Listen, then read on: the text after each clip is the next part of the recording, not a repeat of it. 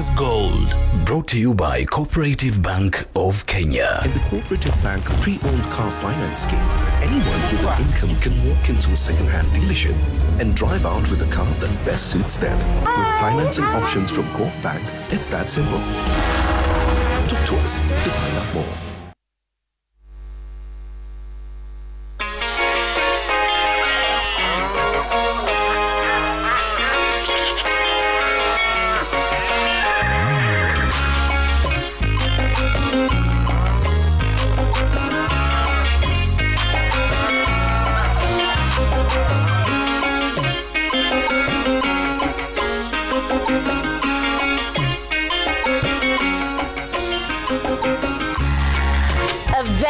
Very good evening, viewers, and thank you so very much for making time to join us this Tuesday, the 28th of October, right here on your #1 agricultural program in Kenya and beyond, Kenya's Gold. Now, on this program, every single day, there's usually a surprise, and today will not be any different. And I'll start by sharing the fact that the month of October is a very special month for the farmers because we get to mark the World Food Day in this particular month. Na hii month, hii siku ni siku ya furaha kwa sababu at the end of the day, for any meal that you eat, whether it's breakfast, your lunch, your dinner, your dessert, your drinks, a farmer is behind it. Without a farmer, we would not be enjoying the food that we enjoy every single day. Kwa hivyo World Food Day ni kama Christmas kwa wakulima. And today, to celebrate this day,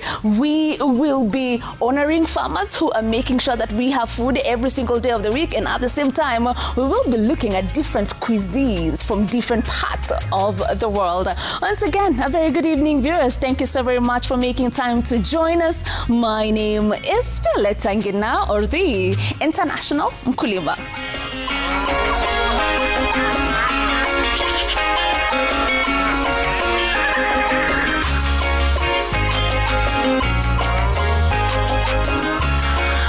Now, jumping straight into the agenda of the day, I told you earlier, today the show is going to be special because we do want to celebrate the farmers, given that this month of October, we do mark the World Food Day. And as you can see right here on the set, niko na wakulima, young farmers. Also, we do have a chef on my right there that will be showing us a lot when it comes to cuisines from different parts of the world. And I'll just start with my young farmers on my far left. We do have Betty. How are you, Betty? I'm fine, thank you. Betty ni mkulima wa pilipili. Habari ya leo?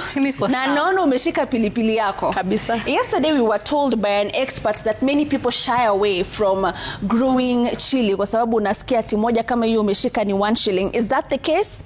Yes, it's the case. But sometimes maybe it could be contributed because maybe lack of market survey vizuri.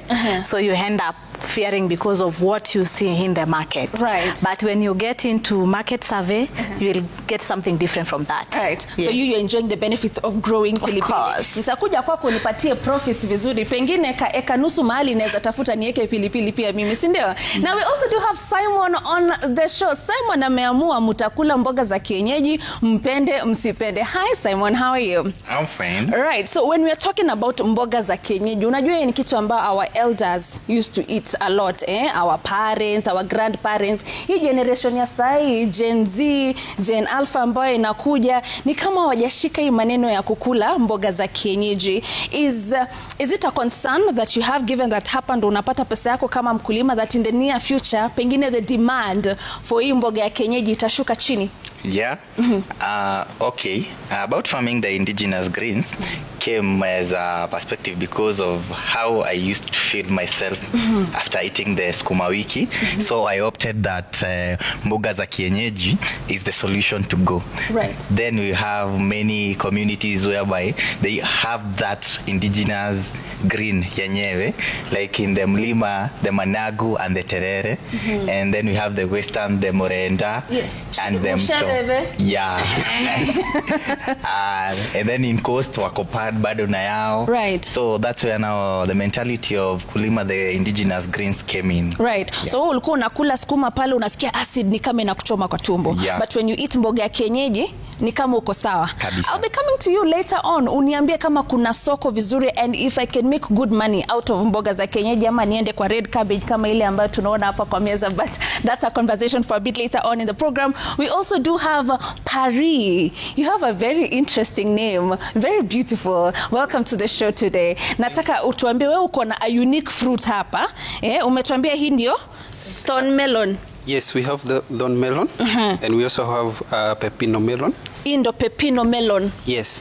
So we have thorn melon, pepino melon. Yeah. Jamani Paris, ndo uingie kwa pepino. Me honestly, I've never eaten a pepino melon and I am a farmer. Unacheka, wewe umekula pepino melon? Njoroge, umekula pepino melon? Bado. Chef Aluda? I've done. You have? Okay, you are a chef, you would have. Betty no sidanganya, umekula? I've done. So shida ni mimi? Shida ni wewe. Just me and you?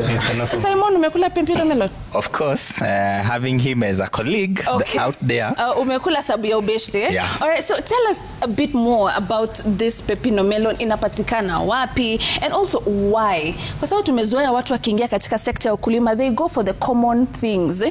Kama ni mboga, kama ni mahindi. Wewe na pepino melon. And then?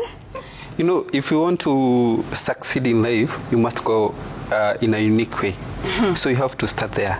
And then, when it comes to health, it all starts with our stomach.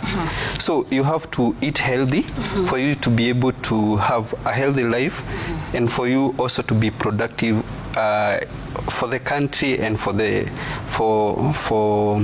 your family. Right. So you have to ensure, because the fruits, they are very healthy, they are very rich in so many nutrients, the likes of magnesium, vitamins, all that.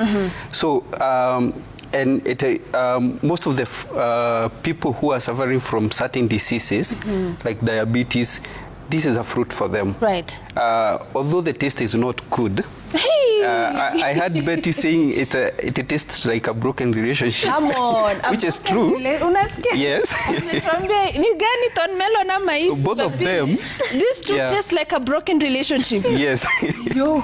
So let's just say it's an acquired taste. Yes. Okay. But you see, something that is healthy, it doesn't have to taste good for it to be healthy. Right. Yes. Ni kama tu mboga za kienyeji.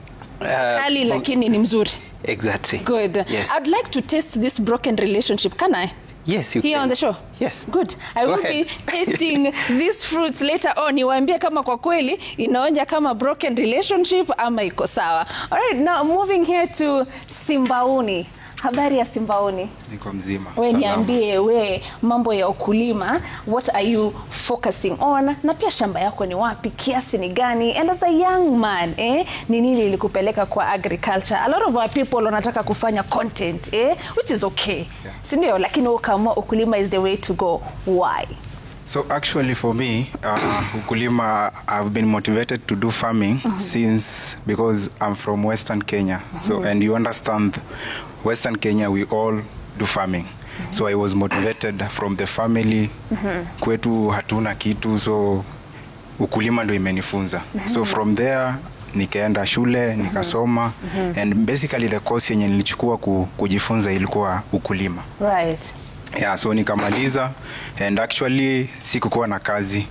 So again nika-opt kwenda shule bado, and nikafanya teaching. So nikafanya teaching, bado nikafanya teaching ya ukulima. Right. So sasa mimi ni a trainer in St. Dominic Technical and Agriculture Training Institute, na hapo ndo tunafunza youths to do farming. Right. Na these are some of our samples products that we are doing there. Right. So actually that what motivated me. All right. Yeah. Na ukienda pale Western utapata watu wengi sana they are focusing on maize. Mara tena watakwambia hii mahindi nimepanda miaka mingi lakini sipati faida vizuri. Ni nini unafanya ndio usiingie kwa hiyo cycle? You've grown up there, umelelewa na ukulima ndio, lakini kuna venye our elders, our parents, our grandparents kama ukulima yao mahesabu iko inaingiana vizuri. Which new knowledge are you bringing into this? Ndio isiwe tu ukulima, iwe ukulima biashara. Now, as Paris has stated earlier, when you want to be a good farmer, you must do things unique. Right. In a unique way. So basically ukiangalia Western, vitu zenye tunafanya, kila mtu analima mahindi. So kila mtu akikuwa analima mahindi, kifika wakati wa kuuza, unapata soko imerudi chini. Right. But wakati wenye sasa watu wanapanda mahindi, wewe unapanda kitunguu, unapanda mboga, unapanda nini, your time utapata kwamba, then when you look at also the duration of these products, ukicompare maize duration, it'll take a longer period of time, and the vegetable it'll take a very short period of time kwa shamba. So when you decide maybe to settle on planting vegetable, utajua ni 3 months nimemalizana nayo, then nimepata profit yangu, nimeirudisha tena. But for the maize, utawait for 6 or 7 months, but again the profit yenye itakupatia, it's not enough. Right. Yeah. Kwa hivyo kama kuingia kwa high value crops, mbio unapata ka profit kako, unaendelea na maisha. Sindio? Alright. Now moving to Njoroge, na kuona pale na cabbage yako, white cabbage, red cabbage. There has been a concern. Mtu anatafuta mbegu ya red cabbage, unaambiwa this one you have to book. Unaeka booking hata 30 days. Talk to us about your journey in cabbage farming na iko na pesa. Kuna wakulima wanasema kuna saa unabaki na cabbage yako kwa shamba unapatia ng'ombe mpaka anakata.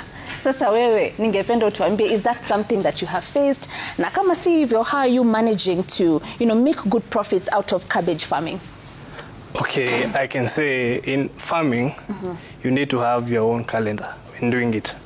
I felt terribly when I started doing farming because I didn't understand how to move along about it.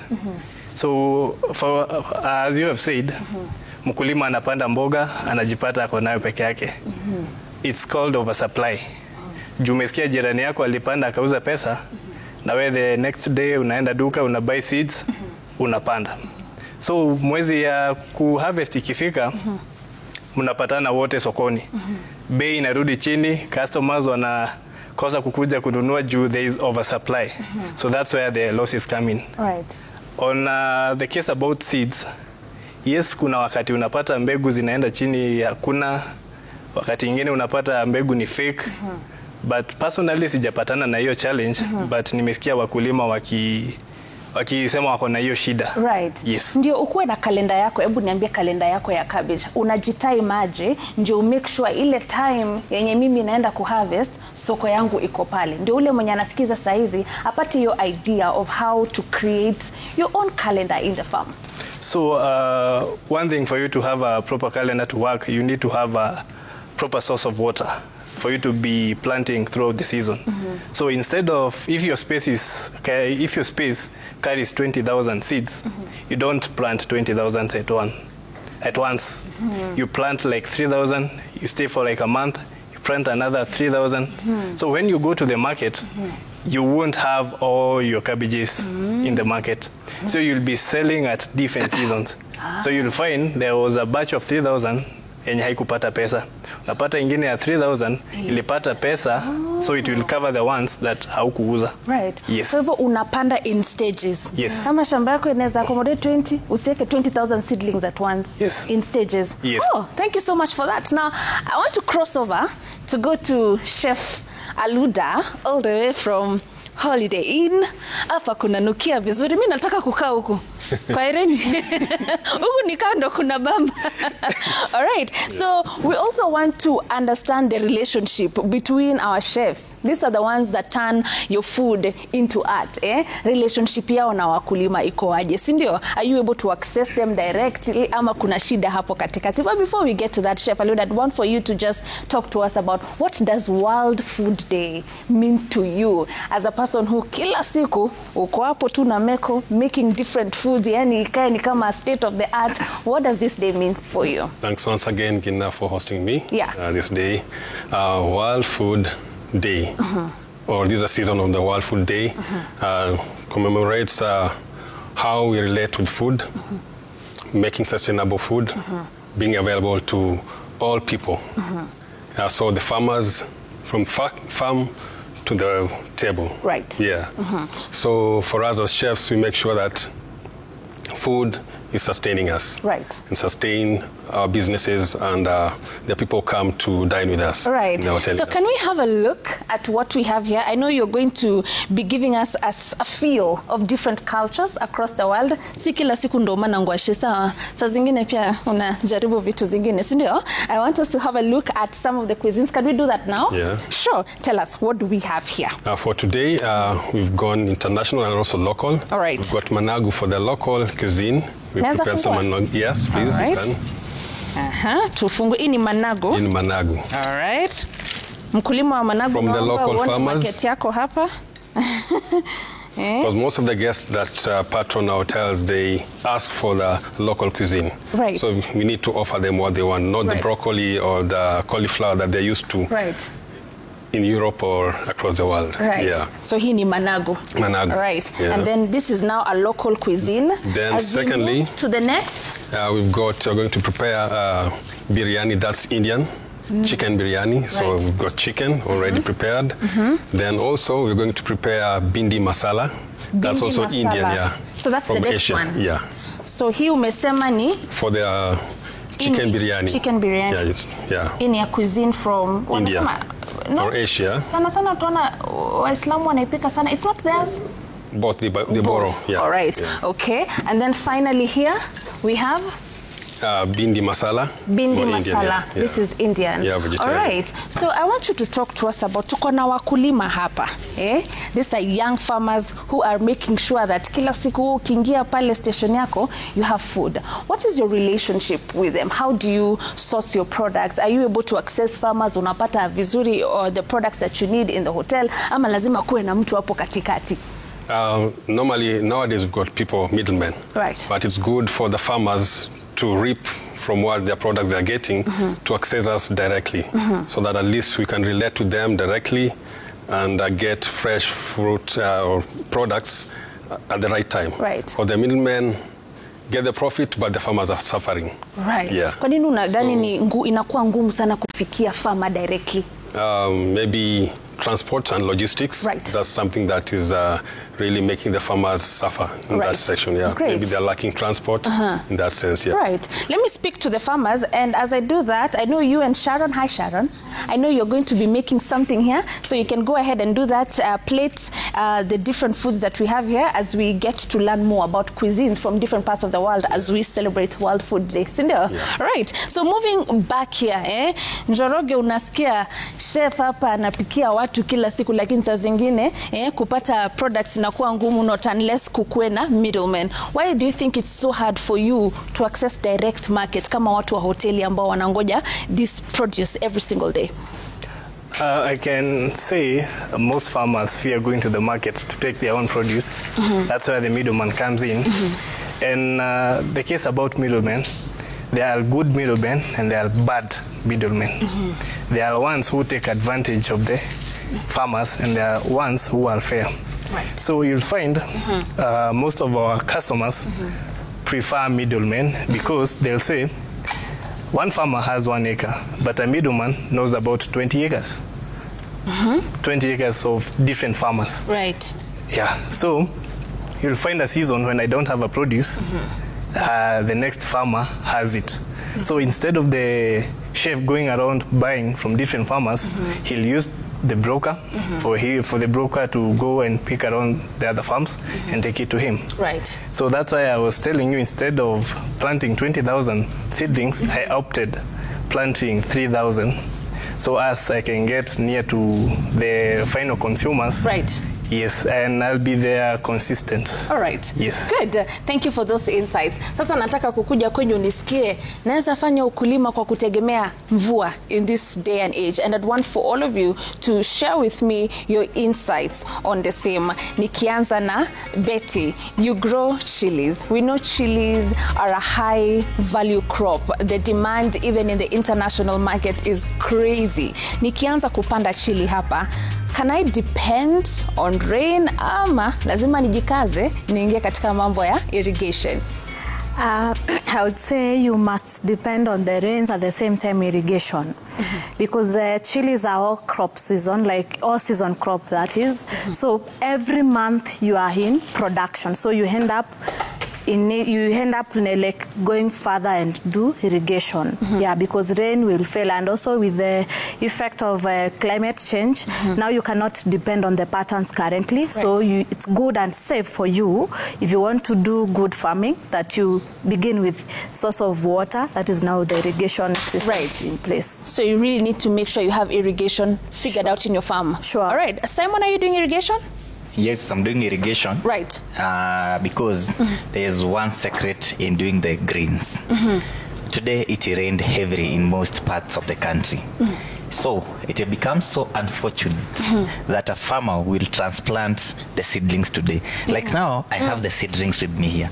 Oh, these are seedlings for? These are managu, terere, and kunde. Okay. So for kunde, we do the seeds. But for managu and for terere, because we need them grow healthy, we do the seedlings. Right. So for those farmers, today we are going to do the kunde. Everyone will be doing it countrywide because there is rain. So after a month's time, because they take a maximum of 28 to 35 days for harvest, everyone will be having the kunde. Right. So you'll find yourself, zote zako unakula, all else zitaharibika. Right. So I prefer irrigation because of one thing. Great. Markets. When the demand is high and the supply is low, the price hikes. Yes. But when the demand is low and the supply is low, the price will go down. Good. So that's why I depend on irrigation. Very nice. So we are taking our first break now. When we come back, everyone else will be sharing with me their experience with irrigation so far. Betty and Simon wamesema wanategemea irrigation. That's the smart way of doing agriculture. Now remember, here on the program today, given that October is the month where we celebrate World Food Day, we are having a baraza with young farmers and chefs as well, so that we celebrate food from different parts of the world, and at the same time we celebrate the people who are making sure that we have food on our dining tables every single day. And just to let you know, Chef Aluda is even a farmer, a dairy farmer, right? Great. So we are taking a break now. We come back with a lot more when it comes to agriculture, agribusiness, the youth in agriculture, and more food from different parts of the world. See you after this break.